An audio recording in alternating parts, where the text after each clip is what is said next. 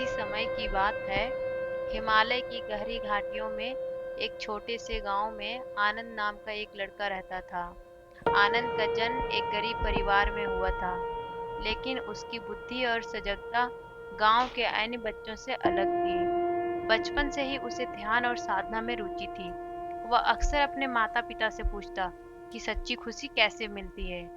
एक दिन गांव के पास स्थित एक पुराने बोधि वृक्ष के नीचे महान बौद्ध भिक्षु का आगमन हुआ।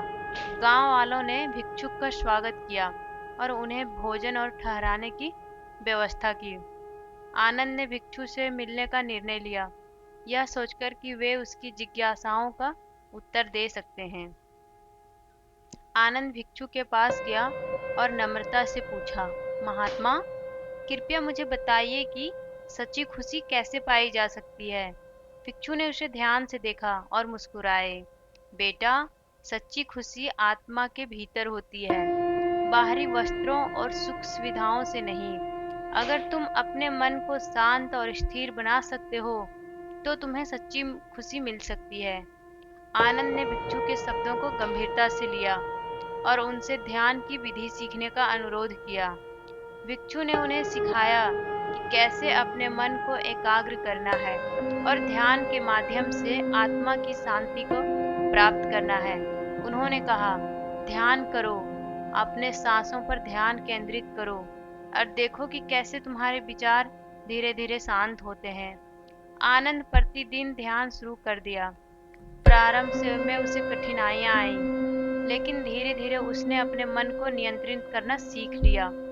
जैसे जैसे समय बीतता गया, उसने महसूस किया कि उसकी चिंताएं और दुख धीरे धीरे समाप्त हो रहे हैं। उसकी आत्मा में एक अजीब सी शांति और संतोष भरने लगा। कई महीनों बाद भिक्षु ने देखा कि आनंद में एक अद्भुत परिवर्तन आ चुका है। वे उसे देखकर प्रसन्न हुए और कहा, आनंद, तुमने सच्ची खुशी का मार्ग पा लिया है।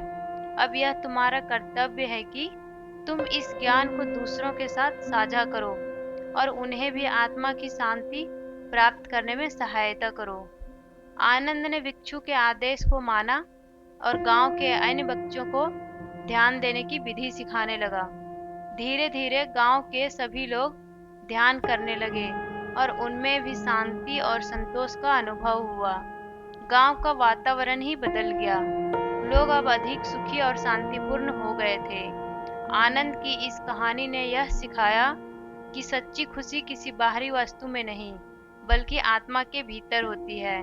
आत्म संयम और ध्यान के माध्यम से ही सच्ची खुशी और शांति की प्राप्ति की जा सकती है। और यह भी जब हम अपने ज्ञान और अनुभव को दूसरों के साथ साझा करते हैं, तो हम न केवल उनकी मदद करते हैं, बल्कि स्वयं भी और अधिक संतुष्ट होते हैं। इस तरह आनंद ने अपने गांव और अपने जीवन में सच्ची खुशी और शांति का संचार किया।